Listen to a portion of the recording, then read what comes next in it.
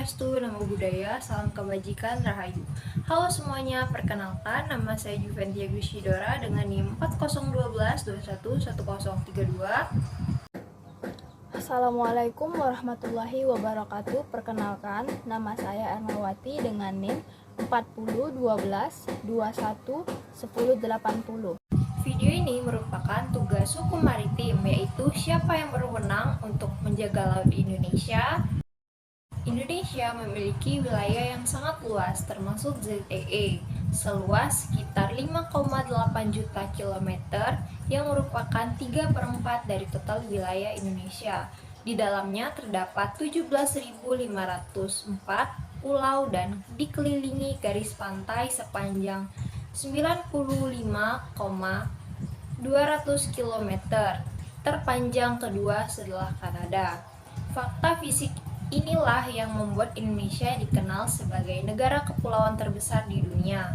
Sebagai negara yang memiliki wilayah laut yang sangat luas, Indonesia tentu saja memiliki banyak permasalahan sehubungan dengan wilayah lautnya. Indonesia menghadapi berbagai kejahatan transnasional yang bisa terjadi di laut seperti illegal fishing, penyelundupan barang, penyelundupan narkoba, trafficking atau penyelundupan manusia, dan boat people atau manusia perahu, terorisme, dan bajak laut. Untuk menjaga wilayah laut yang sangat luas tersebut, Indonesia memiliki 7 lembaga penegak hukum yang memiliki satgas patroli di laut. Lembaga penegak hukum tersebut diantaranya adalah TNI Angkatan Laut, Polri Direktorat Kepolisian Perairan, Kementerian Perhubungan Dirjen Hubla, Kementerian Kelautan dan Perikanan Dirjen PSDKP, Kementerian Keuangan Dirjen Bea Cukai, Bakamla, dan Satuan Tugas Pemberantasan Penangkapan Ikan secara Ilegal atau Satgas 115. Ketujuh lembaga penegak hukum tersebut melaksanakan patroli terkait dengan keamanan di laut secara sektoral sesuai dengan kewenangan yang dimiliki berdasarkan peraturan perundang-undangan masing-masing. Melalui Bakamla, negara hadir di laut dalam melaksanakan penjagaan, pengawasan, pencegahan, dan penindakan pelanggaran hukum di wilayah perairan Indonesia dan wilayah yurisdiksi Indonesia. Berbagai fungsi dilaksanakan Bakamla dalam menjalankan tugas dan melakukan patroli keamanan dan keselamatan di wilayah perairan Indonesia dan wilayah yurisdiksi Indonesia. Melalui tugasnya, Bakamla turut mendukung implementasi visi pemerintah, menjadikan Indonesia sebagai poros maritim dunia.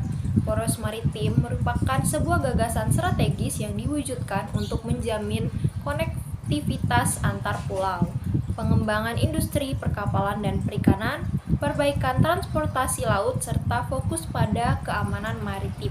Di sini saya akan menjelaskan atau membacakan tentang fungsi dan tugas dari Badan Keamanan Laut atau biasa disebut BAMKALA. Selanjutnya, adapun tugas dan fungsi Badan Keamanan Laut atau Bakamla, yaitu untuk tugasnya sendiri yaitu melakukan patroli keamanan dan keselamatan di wilayah perairan Indonesia dan wilayah yurisdiksi Indonesia. Dan untuk fungsi dari Bakamla yaitu 1. Menyusun kebijakan nasional di bidang keamanan dan keselamatan di wilayah perairan Indonesia dan wilayah yurisdiksi Indonesia. Yang kedua, menyelenggarakan sistem peringatan dini keamanan dan keselamatan wilayah perairan Indonesia dan wilayah yurisdiksi Indonesia. Yang ketiga, melaksanakan penjagaan, pengawasan, pencegahan, dan penindakan pelanggaran hukum di wilayah perairan Indonesia dan wilayah yurisdiksi Indonesia. Yang keempat, menyinergikan dan memonitor pelaksanaan patroli perairan oleh instansi terkait. Yang kelima, memberikan dukungan teknis dan operasional kepada instansi terkait. Yang keenam, memberikan bantuan pencarian dan pertolongan di wilayah perairan Indonesia dan wilayah yurisdiksi Indonesia. Yang ketujuh dan terakhir, melaksanakan tugas lain dalam sistem pertahanan Indonesia.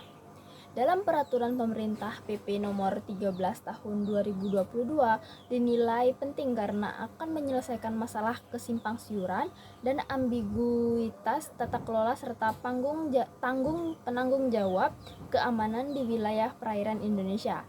Kini telah hadir Omnibus Law Keamanan Laut berupa peraturan pemerintah nomor 13 tahun 2022 tentang penyelenggaraan keamanan, keselamatan dan penegakan hukum di wilayah perairan Indonesia dan wilayah yurisdiksi Indonesia atau PKKPH yang mempertegas peran Badan Keamanan Laut atau Bakamla sebagai koordinator penegak hukum di wilayah laut Indonesia.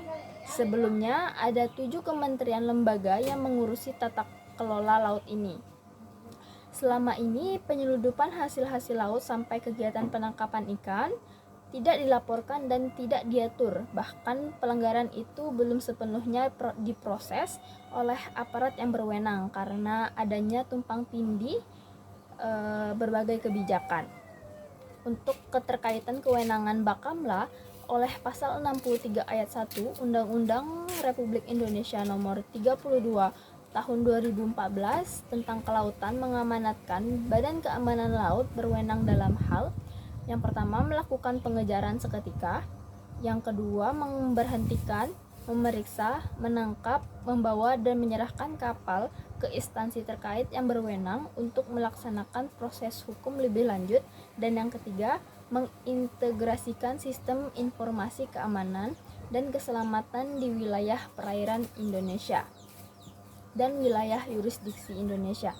Adanya penyebutan secara terintegrasi dan terpadu dalam satu kesatuan komando dan kendali pada pasal 63 ayat 2 Undang-Undang Republik Indonesia mengindikasikan bahwa Bakamla tidak hanya memiliki kewenangan dalam melakukan patroli dan penangkapan saja, tetapi juga memiliki kewenangan untuk mengkoordinasikan lembaga-lembaga lain yang ada di laut demi menguatkan kewenangan Bamkala yang terdapat pada pasal 63 ayat 1 huruf B Undang-Undang nomor 32 tahun 2014 tentang kelautan. Bamkala kemudian membentuk unit penindakan hukum atau UPH sebagaimana yang dijelaskan pada pasal 28 ayat 1 Peraturan Presiden tentang Badan Keamanan Laut bahwa untuk melaksanakan tugas penindakan penyidikan awal atas pelanggaran hukum di laut dibentuk unit penindakan hukum.